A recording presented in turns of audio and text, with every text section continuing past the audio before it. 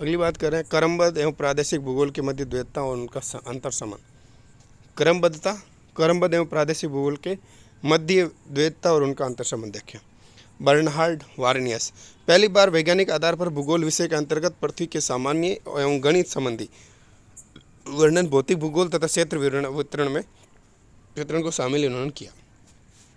सामान्य या विश्व भूगोल में संपूर्ण पृथ्वी का सामान्य वर्णन एवं उसके विश्वव्यापी लक्षणों को पृथक जो लक्षणों को क्रमबद्ध रूप से समझाया, इसे ही आधुनिक अर्थों में क्रमबद्ध भूगोल कहते हैं।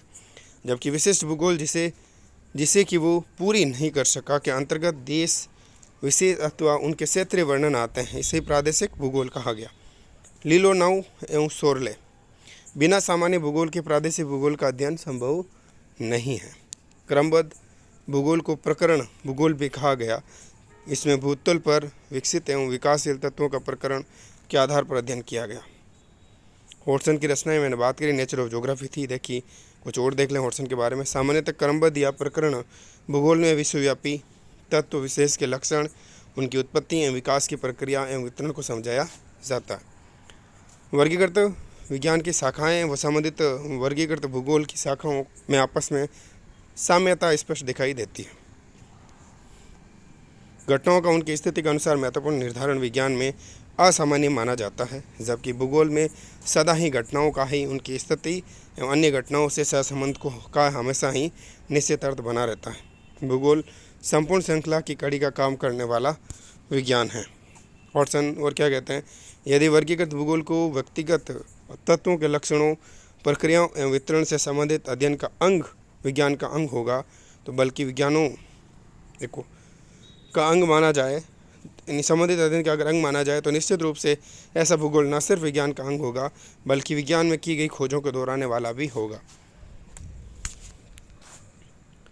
प्रादेशिक भूगोल के पहलू की बात करें रीजनल में, तो स्टेपों के अनुसार बात करें, वृहद भूगोल इनकी रचना है, राजनीतिक सीमाओं के आधार पर इन्होंने किया।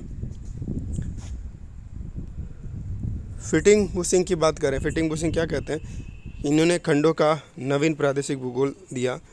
1756 में फिलिप बेचे क्या कहते हैं, पृथ्वी पर्वतों एवं नदी नालों में विभाजित। गेटे के अनुसार बात करें, गेटे क्या कहते हैं, गेटे ने 1775 में भूगोल की परिभाषा दी। भूगोल पृथ्वी एवं उसके धरातल की व्याख्या है। क्या है, भूगोल पृथ्वी एवं उसके धरातल की व्याख्या है। इसमें भूतल के दृश्य भौतिक और मानवीय लक्षणों, आकाशीय पिंडों एवं उनका पृथ्वी से अंतर संबंध को भी समझाया जाता है। गेटे के अनुसार पृथ्वी का वो ऐतिहासिक एवं व्यवहारिक वर्णन जिसमें कि इसे मानव का निवास मानकर प्रस्तुत किया जाता है, विशेष रूप से मानव का निवास मानकर। होमेर की बात करें, होमेर की पृथ्वी को 4 खंडों में डिवाइड किया होमेर ने। किसमें? 4 खंडों में। कौन कौन से में? प्रथम में क्या स्थान विशेष, द्वितीय में क्या प्रदेश से लेकर, तृतीय में क्या जिला समरूपी जिलों का समूह, चतुर्थ में क्या स्थलखंड के। प्रादेशिक भूगोल को नवीन चिंतन देने और उसे आधुनिक स्तर पर विकसित करने का श्रेय वास्तव में रिटर को जाता है। रीजनल ज्योग्राफी उनका नाम बड़ा है, ठीक है।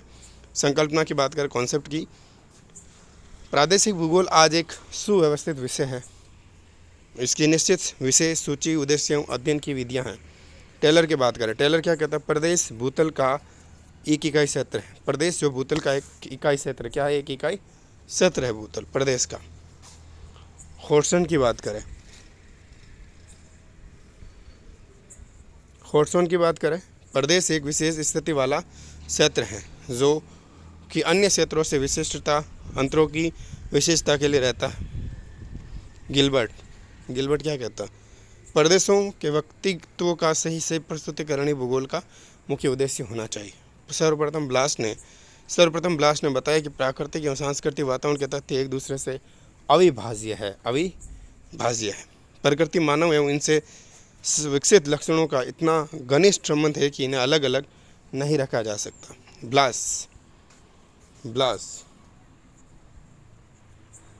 की बात करें, ब्लास एक प्रदेश में रहने वाला समाज स्थानीय होना चाहिए और वहाँ से लक्षणों से ग्रामीण हो। इस नवीन समाज में आत्मनिर्भरता, इस नवीन समाज में आत्मनिर्भरता, ठीक है, आत्मनिर्भरता में बदल गई। ब्लास क्या कहता है, वर्तमान स्वरूप में प्रदेशों की धारणा का सीधा संबंध उद्योगों से है, जिसका कि क्या औद्योगिक क्रांति से संबंध है। प्रदेशों के अध्ययन से महत्वपूर्ण समस्या क्या है देखते हैं। घटनाओं की संपूर्ण जटिलता निर्मित करने वाले तत्वों को किस महत्ता के आधार पर वर्णन हेतु क्रमबद्ध या क्रमबद्ध विभाजित किया जाए, ये समस्या है। उसके बाद स्वरूप उपलक्षी या कार्य उपलक्षी प्रदेशों या प्रदेश विशेष के इकाई क्षेत्रों के विभाजन हेतु विशेष नियमी आधार को निश्चित करना। क्रमबद्ध एवं प्रादेशिक भूगोल के अंतर संबंध की बात करें तो क्रमबद्ध भूगोल को प्रादेशिक भूगोल रूपी वृक्ष का आधार माना गया। भूगोल के विकास के हित में क्रमबद्ध वर्गीकृत एवं प्रादेशिक भूगोल को विषय के दो अर्धक नहीं मानकर प्रत्येक को इस पवित्र विज्ञान रूपी निकाय के प्रधान अर्धांग माना जाना चाहिए।